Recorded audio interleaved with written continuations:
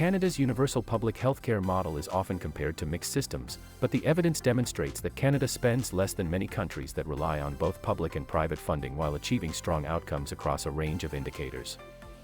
The idea that Canada's challenges stem from its universal model ignores the reality that countries with mixed systems succeed because they invest more heavily, operate larger healthcare workforces, and modernize their delivery structures.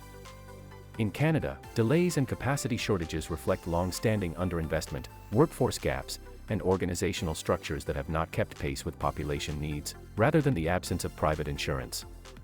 Systems praised for their responsiveness achieve it through higher staffing levels, integrated national pathways, and sustained modernization efforts, none of which depend on privatization. Canada's universal system is not more expensive or less responsive than mixed public-private models. Countries that blend private and public financing tend to spend more, not less, and their stronger performance reflects robust investment, extensive staffing, and coordinated national systems. Canada's performance gaps arise from limited capacity, workforce shortages, and the need for modernization rather than from the structure of public financing.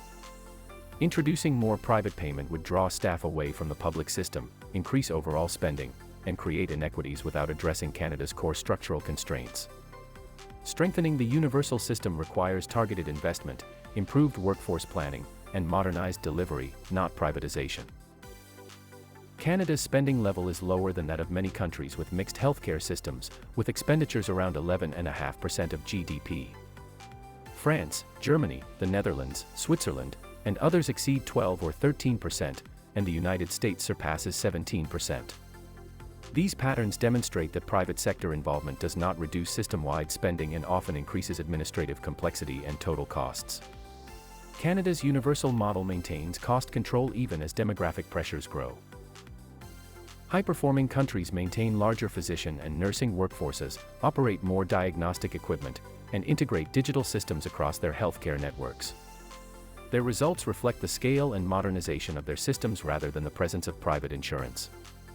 In Canada, the absence of equivalent capacity creates bottlenecks in surgical care, diagnostics, and primary care access. Investment and modernization determine performance, not the mix of public or private financing. Where private insurance plays a larger role in medically necessary care, administrative burdens rise and overall spending increases. Multiple billing systems and incentives for providers to shift toward private payment contribute to higher per-patient costs. These dynamics place stress on the public system and create disparities in access. Public systems must then absorb the consequences of fragmented delivery and workforce diversion. Canada's delays in elective surgeries and diagnostics stem from limited staffing, constrained operating room hours, insufficient diagnostic capacity, and gaps in primary care attachment. These are structural limitations that build over decades. Countries that maintain faster access expand operating schedules, invest in equipment, and establish national pathways to move patients efficiently through the system. Shifting to a two-tier model would not resolve Canada's shortfalls in personnel and capacity. Universal systems minimize administrative waste, uphold equitable access, and protect families from financial hardship. Centralized systems sustain long-term cost control and deliver strong health outcomes across populations. Canada's universal model aligns with these strengths but requires modernization to fully realize them.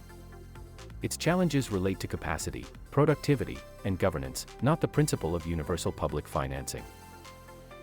Allowing private payment for medically necessary services would redirect clinical staff toward private settings, widen disparities between regions and income groups, and raise overall system costs. Countries with mixed models succeed only when they pair public financing with substantial investment and strong regulation. Without addressing Canada's structural needs, introducing private tiers would intensify pressure on the public system rather than alleviate it. Canada's universal healthcare model is not the cause of higher costs or slower responsiveness. The model delivers strong results while containing spending more effectively than many mixed systems. Canada's challenges lie in workforce limitations, operational pressures, and outdated delivery structures. Improving the system requires sustained investment in staff, infrastructure, and modernization. Privatization would not correct these constraints and would risk new inequities and higher costs. The Canadian Institute for Health Information provided national spending data that enabled accurate comparisons between Canada's system and mixed-model countries. The OECD Health Statistics Database supplied international benchmarks for spending levels, workforce capacity, diagnostic availability, and performance across health systems. The European Observatory study contributed comparative insights on how investment, system integration, and modernization shape outcomes in mixed and universal models. The Commonwealth Fund's assessment illustrated the consequences of multi-payer complexity and the performance challenges associated with heavily privatized systems. The analysis by Marmer, Oberlander, and White highlighted the administrative and cost burdens created by private insurance markets and their systemic impacts.